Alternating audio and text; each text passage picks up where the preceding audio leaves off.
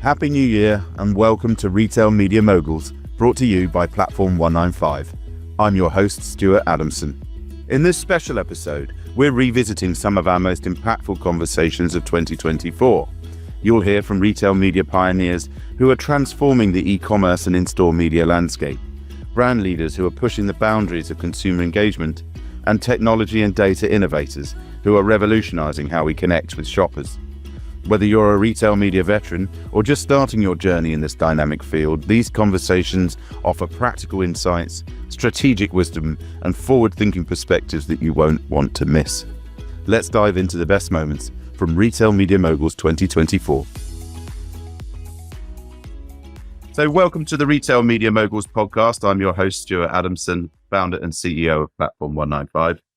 Today, we're privileged to host Minnesota-based David Glaza. One of the great pieces of advice, given the experience you've got, is if somebody was coming in and wanting to sort of set up their own retail media piece within a mid-level grocer in the States, what top 3 pieces of advice would you give them?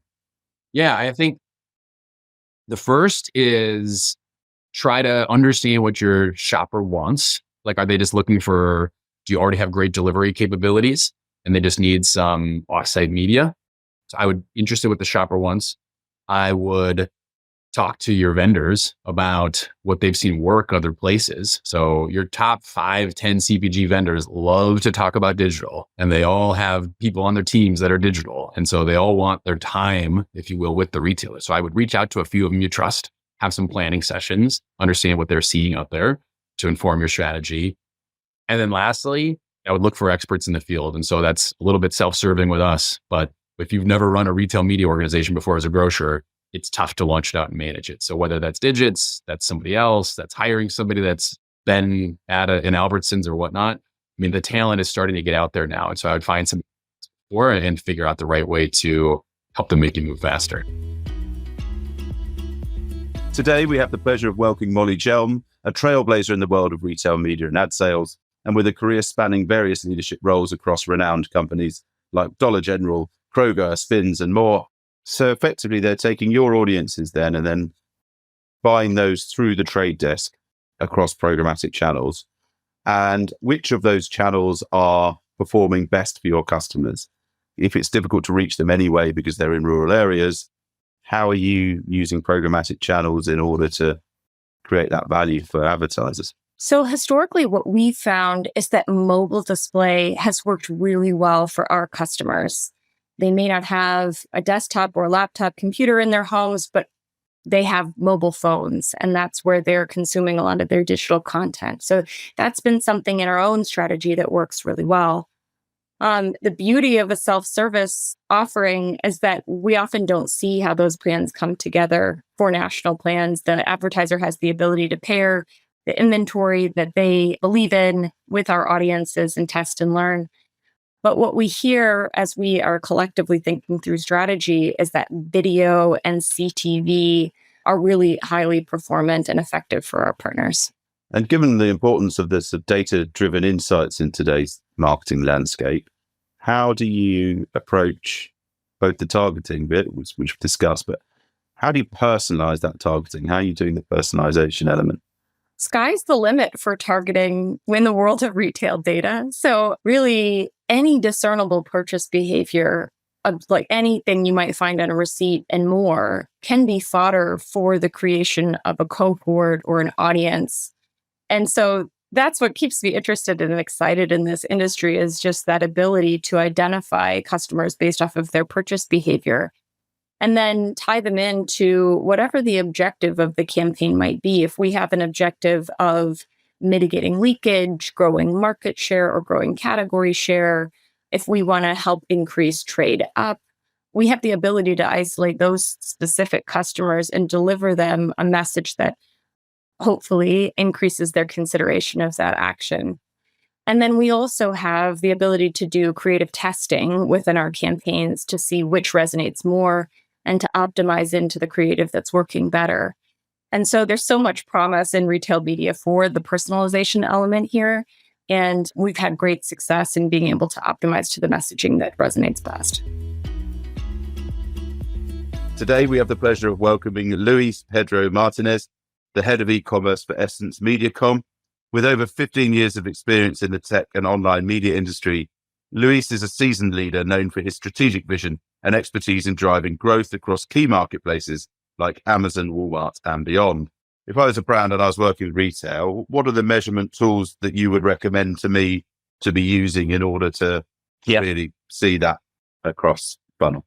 Cloud measurement is important. It doesn't necessarily have to be Amazon Marketing Cloud, but obviously if you're using Amazon, yes, do we use that? But there's other solutions out there like LiveRamp or Salesforce has some solutions as well.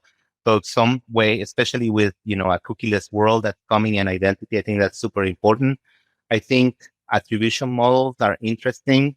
It's complicated though, because everybody has their take on that, but being able to work with a good partner around that is important. But my recommendation is building blocks. It's like you have to have your retail foundations right. By that, I mean like either have in-house experts or work with partners that basically understand retail well, that can guide you through sourcing models, the right KPIs for retail, sales velocity, just making sure that your catalog is humming, right? Like you don't have to have everything in every single marketplace, but you need to understand what to have in which marketplace and what to have if you sell directly to consumers. You need to really understand that data, the distribution channels, all of that stuff. Last mile has to be humming before you even think about advertising. Then the advertising piece, I think ROAS is important. And obviously you always want to maximize your investment in terms of sales, but it's important also to capture new audiences, right? And to understand how you bring new eyeballs and new people, how you get them passionate about your products. Equally important is to ensure that those people remain loyal, right? So if you're a grocery player, right, work with those guys that have retail media network, they understand their subscription data, their lifetime value data, repeat purchases, that kind of thing, because all of that feeds back into the brand. And then this idea of enabling a eloquent, connected experience for your consumers. So you have to ensure and you have to enforce that no matter what the interaction is between the different channels in omnichannel, that you have the right tools to ensure that the experience is the same to the extent that can be. So if you're looking at an Amazon store, that presence is very similar to your .com in terms of the branding, the messaging, all of that. You don't want to have like a logo here that, 5 years old and a new one here, that kind of thing. If you think about what I mentioned before, connected stores, those digital displays that now you have at Tesco's, the QR codes, all of that stuff. Again, like just that reinforcement, right? Being able to measure that is super important online and offline. So having the right set of tools is super important. And most importantly, I think, because not everybody can build like an army of people to do this, is work with the right partner that not only provides the tools, but is able to interpret and even apply the changes needed. Today, we're honored to welcome Neilson Hall, expert in the expansive domain of e-commerce and retail media. As the present e-commerce head of EMEA at IPG Media Brands, Neilson has solidified his reputation through myriad leadership roles. Tell us a bit about that difference. What is the difference there between that algorithm and that intelligence, if I was a client asking you? So one word, AI. We can't ignore the impact in performance marketing and what Google's doing with Performance Max and advertising opportunities that we have available to us on Meta, which is largely around reach. We had teams that we could look at things like the ad copy, positioning, but largely it's a plug and play solution. And you can enter your keywords, you've got your budgets, and it's largely done for you. And I think kind of AI is definitely putting a bit more complexity into the marketplace, but also a number of opportunities. It's a great leveler when it comes to things like kind of content creation, having a certain product image that you could put in multiple different locations or multiple different kind of people. But also the fact that how you use all of this audience data via clean rooms is becoming ever more important. So having a better understanding about where your target audience reside, but also if you think you've got not just your advertising on Meta and Google, but you've got all these different retailers and all the data's coming back from them in different formats, in different forms, often not comparable. It is how you can kind of distill that down and make some use of it. via a clean room solution.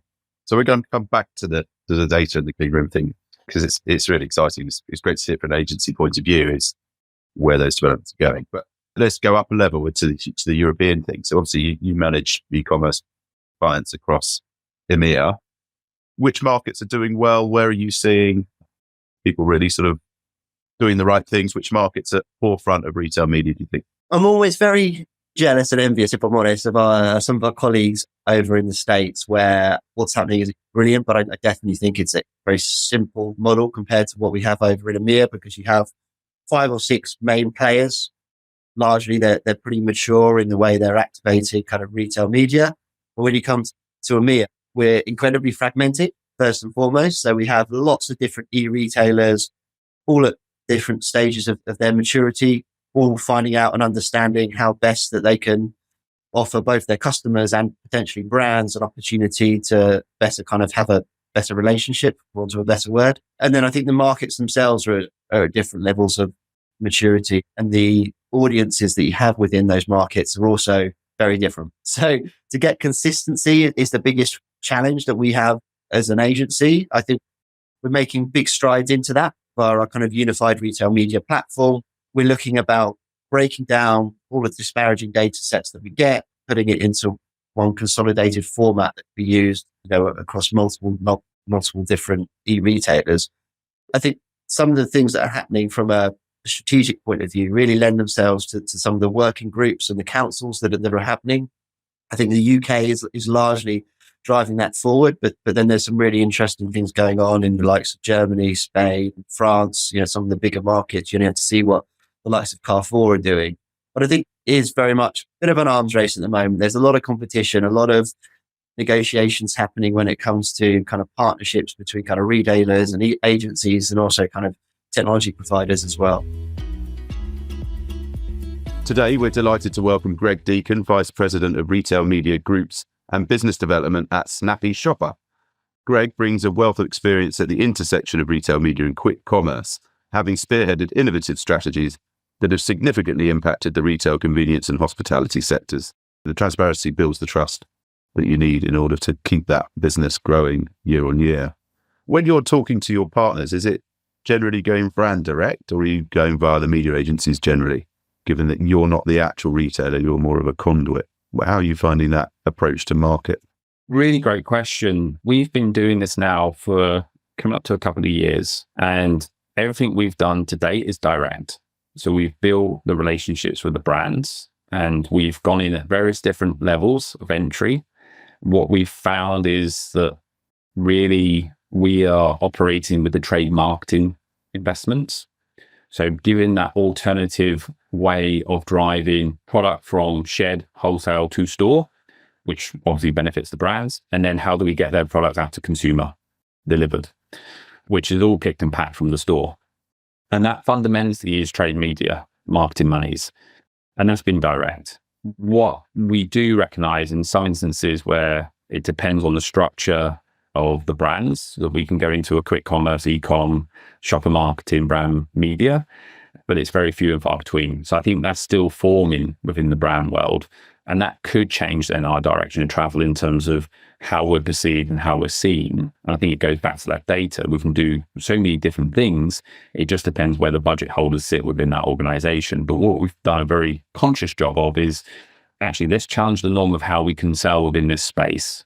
Let's challenge the norm of how we can sell more product out of a physical box, even though we're a digital entity that's all the product is coming from that store off the shelf.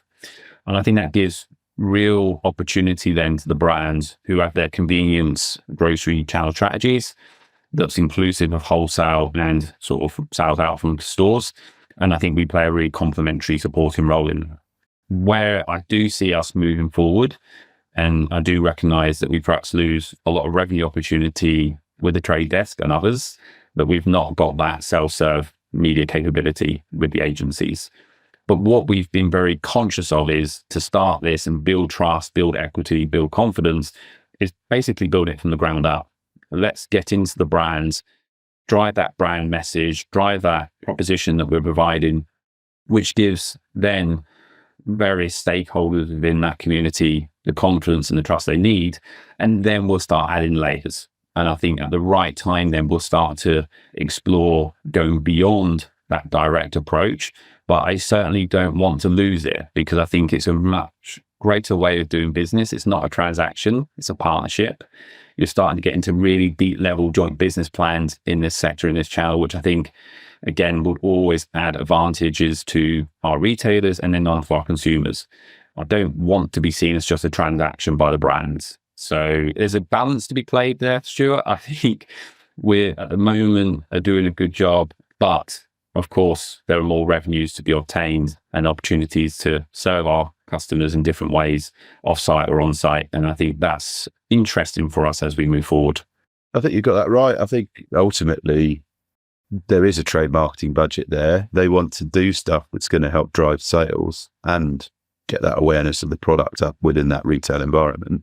And actually, there's no route to market really when you've got lots and lots of these smaller convenience stores. So actually, you get an aggregator like you come in.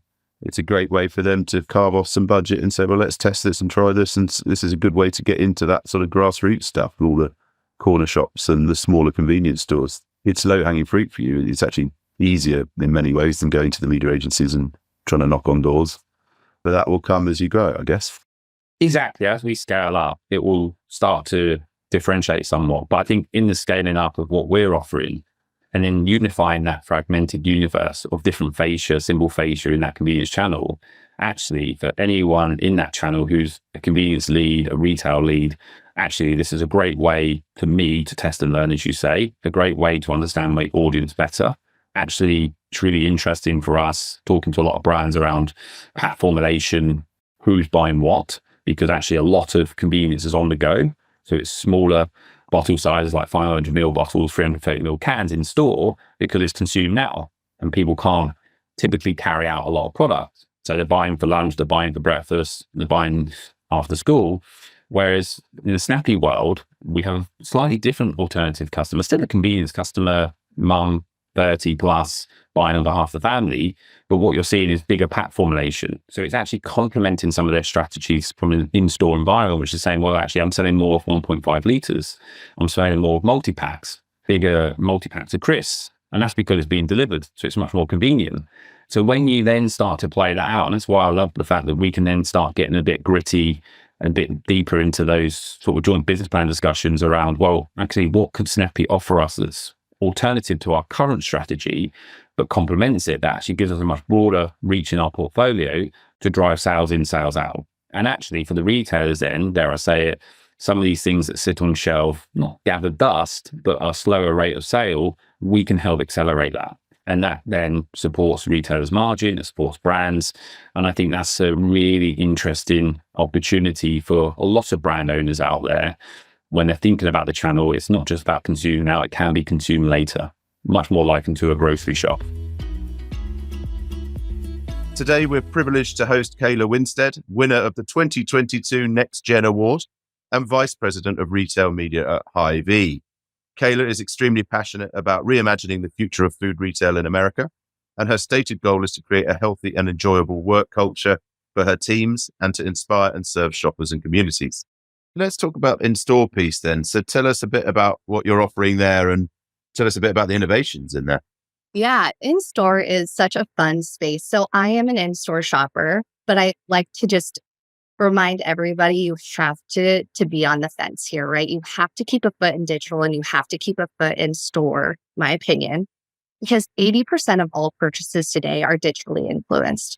So I may be an in-store shopper, but I'm going to again, like we talked, I'm looking at the recipes. I may be adding to my shopping list. I may be adding to the cart, right? So there are a bunch of things that I'm doing online. I'm engaging with influencers through our social sites or offsite. When I'm checking the news, then I'll get a Hy-Vee ad about new products that are available in my store. So I am a very digitally engaged consumer, even though I wouldn't fall under an e-commerce consumer, right? So I think there's this balance of both. But to talk about in-store, I think, again, I've kind of said it throughout this, but it's really about the customer experience. So Hy-Vee is extremely focused on customer service and the customer. So in-store, we've had in-store audio, and knock on wood that does come true because I continue to say it, but I think in-store audio is going to see kind of this resurgence like the QR code saw. So I am really excited to see what brands do with in-store audio and how we track that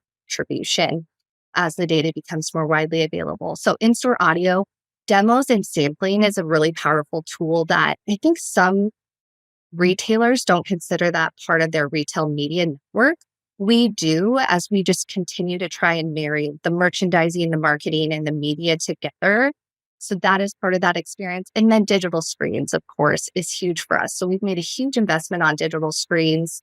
A lot of our screens we have around the perimeters of our stores. So where is the consumer at a point of rest where I can speak to them and educate them on products in my store without disrupting their natural shopping journey, right? Like, yes, I want to grab their attention, but I don't want them to feel like they're in Las Vegas, right? We want them to feel like they're at Hy-Vee, and it's a very natural shopping experience. So, and then point of sale as well. That's something that Hy-Vee's held close to our chest historically.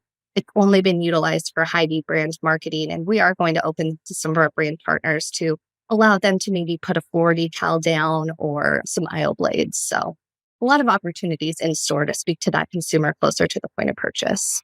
And how are you delivering into those digital screens at the moment? Is it all done centrally, or are you having to do it locally? What's the delivery method? Yeah, I'm a little rusty on the back end tech here, but we are partnered with Samsung. So that is allowing us some centralization to my knowledge. And it also allows for program buys, which has been huge for us, right? So again, centrally located here, but we really own the Midwest. So if brand is looking to do a national campaign and they're not bought in with Hy-Vee, they're really missing a huge chunk of this demographic. So partnering with Samsung and making those screens available programmatically has been really exciting for us. We just kicked that off officially this fall, and so excited to really ramp up in space. Yeah, really exciting. You got any tracking on those screens? Have you got anything that allows you to see who's watching and for how long? We don't today. So this is interesting, and definitely coming from a tech background, something that I kind of keep my eye on. There's all sorts of different hardware, and I think it comes down to the importance, right, and the prioritization of it. Attribution is certainly important to our brand partners. They want to know which assets did I invest in that actually moved the needle. And so there is this importance of how do I show attribution with the TV screens? And I get that. But I also would say, speaking on behalf of Hy-Vee in my teams, right, I don't think retailers should feel peer pressure to necessarily jump into that capital investment right away, because billboards don't have tracking on them. There's all sorts of out-of-home advertising that works and is tried and true that doesn't have that attribution attached to it that we're still investing in, because, you know, it is moving the needle. We may not be able to put our finger on it, but it's definitely working. And then I think, too, there is so much innovation in this space. And so seeing different tech providers that have solutions that integrate into existing systems, we have security throughout our stores just to make sure that consumers are safe and to help with shrink. And so how do you tap into some of your existing investments to be able to tie that attribution back? Today, we're excited to welcome Dany Satine, the Group Head of Retail Media and Digital Platforms at Kingfisher plc. Dany is a seasoned leader with over 14 years of experience driving innovative digital product strategies and e-commerce initiatives across renowned organizations like Booking.com and ABA English. And then how about the in-store piece then? You talked about trialing that. Tell me how you're trialing that and what's going on there. Because obviously you're very heavily store-led and people still like to go into the stores. This is probably the most fascinating piece of my work right now, because probably you and I, we have the same vision of how our retail media works from a digital perspective. But when you go in store, it's a completely different world. You need to take into account so many variables that, for example, when you build up a platform, you build up your requirements. Who is the customer? What will be the journey? How do you the checkout? All that journey. But when you're in store, the variables are another. What's the foot traffic? What type of products are we dealing with? So you understand how the customer moves around the store. Or even if you go down to the details of what type of medium you want to place there and how does that play with the type of product that you have. Let's say that you put a screen at the foyer, the store. but you will see people coming in and out. But if you are purchasing, let's say, a big, massive product, that product can go into the screens, right? So you don't want that to happen, which is something that probably you don't find groceries retailers because they don't deal with that volume product. So those kind of details are the ones that we're mapping out. We're testing different in-store screens, but the question is how we measure and how we track performance of those campaigns that we are running as a trial right now. We discussed in our initial conversation, eye tracking, camera feeding into the profiling of the customer that we're visiting. But we want to go beyond that. We want to understand how we get the opt-in of the customer that it's installed to be tracked, because we are over-compliant at the same time. But then having a much more passive approach of the customer that it's in there, so we know that they are engaging with the campaigns without asking them to do anything, right? And this is connected to my previous experiences, is that how can you utilize apps and our apps. So we know our customers, we can know when they are in the store, and we can know in which type of location they are in the store. And at the same time, we know what they purchase. So we will know what type of incrementality are we driving based on the campaigns that we have. And that's kind of like the end game for us when we talk about in-store. How we connect that to an omni-channel retail media value proposition, that's the basis of data. So again, if we go back to that initial point where I know the availability, I know the stock, I know the selling and sell-out data, I will know through which channel I have sold that. In B&Q, for example, that's how we connect the journey of an omni-channel retail media network. That's why our obsession is data. Today, we're privileged to host Jeroen Wagenaar, the head of Retail Media Moguls. Jeroen is someone who, with a proven track record working internationally, building retail media teams all around the world and kickstarting their fortunes with his hard-earned expertise. Yeah. And where are you seeing the fast areas for your retail media business? Yeah, for us, on the one hand, of course, online business is extremely important here. Yes, MediaMarkt's biggest differentiator is also offline. Our goal is to really make sure that across the full customer funnel, we are creating media products. At the moment, our most important retail media product is also product ads, as it's directly influencing ROAS, return on investment, from our partners, and it's really steering their business in a positive way as well. So that's where a lot of focus is at the moment, but I feel like more towards the future, it will be much more full funnel and including our stores alongside with all the e-commerce options that we do have. Yeah. And obviously, so you've got that going. So how many campaigns have you got running at any given time at the moment? Have you got serious scale, or have you got the challenge of monetizing the long tail? Yeah. So of course we are tracking every, let's say, campaign. And my best guess would be that on a yearly basis per country, we are doing around about 2,000 campaigns. But that being said, not all campaigns are currently including retail media.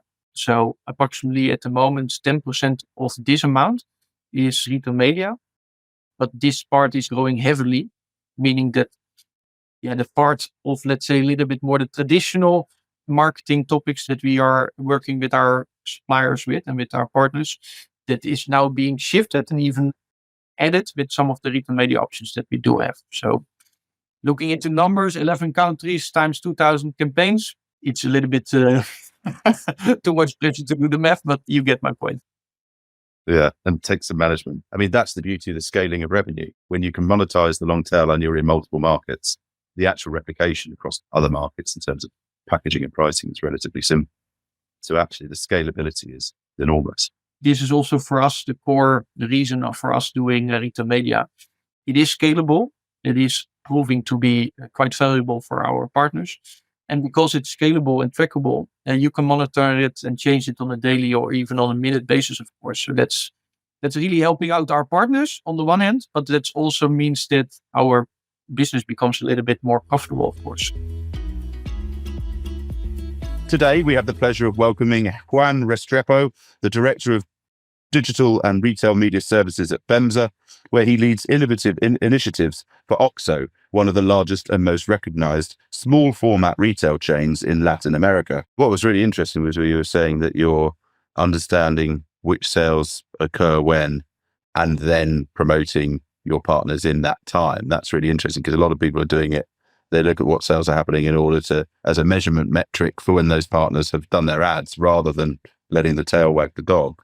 Tell us about that measurement piece. How are you sort of reporting back to partners now across the board? Yeah, so with this partnership that we have in place with some measurement capabilities around like how many impressions are the network serving, how those impressions are delivered through the week, and what's the actual impact that those impressions are having in sales.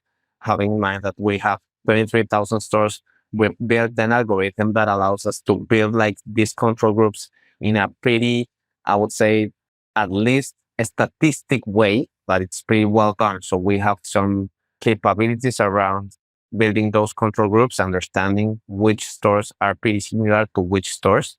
And that allows us, as I was telling you, to measure incremental sales per store. We're reporting those sales or those lifts back to the advertisers when they are on the SKUs or products that are sold in our stores.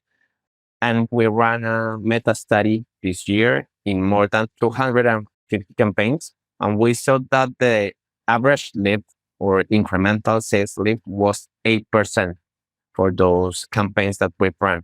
So we've been able to prove that value that ads are having in sales. And I think we're also pretty aware that we need to be completely transparent on the methodology that we're using. So we're actually sharing with our partners how we are measuring, what's the kind of attribution that we are using.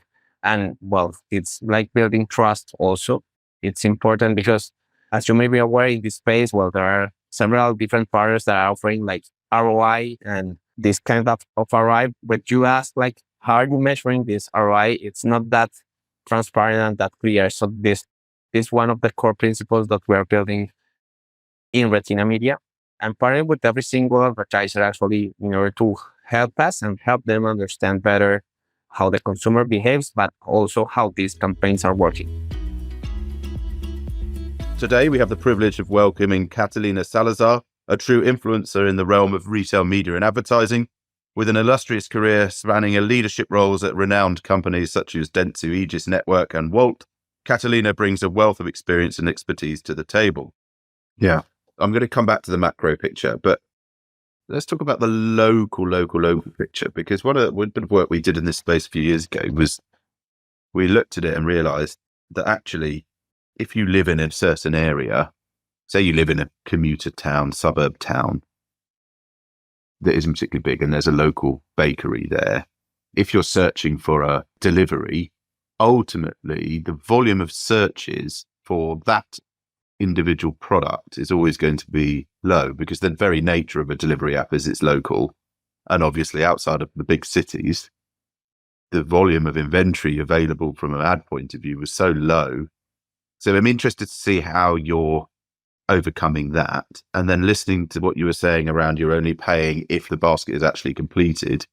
How do you avoid sort of just running tons of advertising or very little advertising when it comes really local for free or just not monetizing it? Does that make sense? Yeah, 100%. So we want advertising to be really relevant. We want to enable a partner that might not even have a marketing budget, that might not even know what an impression is, to be able to get visibility. And we want our users to be able to discover, the offers that they might not traditionally have even looked. Like, think about it. If you look at Google, you search for something, you're not going to pass like the first page. You read the top 3 and then you click and you're out. And what happens with organic algorithms is like obviously the big kind of the ones that are doing the best, they tend to get better ratings, better reviews, better rankings organically. And it means that like smaller partners, probably like new partners or like small size businesses, sometimes they might not even get that visibility. And if you see what we call the city structure, you see that like there's like polygons or areas that are like highly dense with multiple restaurants. Like you have your high street where you see all of the venues in the same kind of areas, right? So what we thought about is, we want this advertising to help people get discovered easily. We want to make it really relevant to the user. So if they see something, they're going to think, oh, I really like that. That makes sense to my style. I'll give you an example. If I'm a vegan, there's no point for me to take the meat shop in the high street and put it in front of the vegan person. Like, it just doesn't make sense. So what we've decided is we want advertising to be really relevant. We want advertising to be fair and like drive business and like drive that re-engagement. But you do need to for you to be able to do this successfully and really sell, you need to ensure that you have some basics covered. So if you're a small shop, that you have good pricing, that you have your photographs nicely taken and that those menus are appealing. Because at the end of the day, I say that advertising at Bolton in any place really is like getting that prime spot in the shopping center, getting that first place where people walk by. And I call the content and the experience, the photos, the price and the reviews, the promotions, kind of how do you attract that person? You get the spot, but you're not going to attract and convert if the content isn't right. So we ensure that we segment our leads for us on those venues that, don't have the visibility, but are ready to really convert that traffic. And they have the really good content. They have the really good photos. They have the good ratings. The operational metrics are really good. So when someone sees them and they see their photos and the content and the promotions, they actually come in and convert. So that really helps us deliver revenue for the business, but also revenue for the partner and a really great experience for the user, because they're discovering new things that are actually really good for them and not like a restaurant that perhaps hasn't done the job of getting up to speed with the right experience. So kind of be like taking the time to understand what makes that journey work and going after the partners that will make that effort to clean up themselves and scrub up nicely for the users we're going to bring them and convert them through the content. So we usually like tell the partner, it's good that you have first-time users promotions. It's good that you have Vault Plus, which is our membership audience promotions, because those are our most loyal users. They're like 4 times better users than traditional users. So get promotions for them. Organize your shop. We help you. We even give them photo shoots to help them set up. So it is not easy. We do have to strike a really good balance between getting someone a lot of visibility for free, but we need to ensure that that person converts. So we're working on getting that balance even better, because sadly, like, we're only starting and there's a lot of things we still need to do to get that better. But so far it's worked really well. The Retail Media Moguls podcast is brought to you by Platform 195. To learn more about Platform 195 and how to connect retail media with intelligent marketing to accelerate growth, visit platform195.com. And then make sure to search for Retail Media Moguls in Apple Podcasts, Spotify, and Google Podcasts, or anywhere else podcasts are found. Make sure to click subscribe so you don't miss any future episodes. And on behalf of the team here at Platform 195, thanks for listening.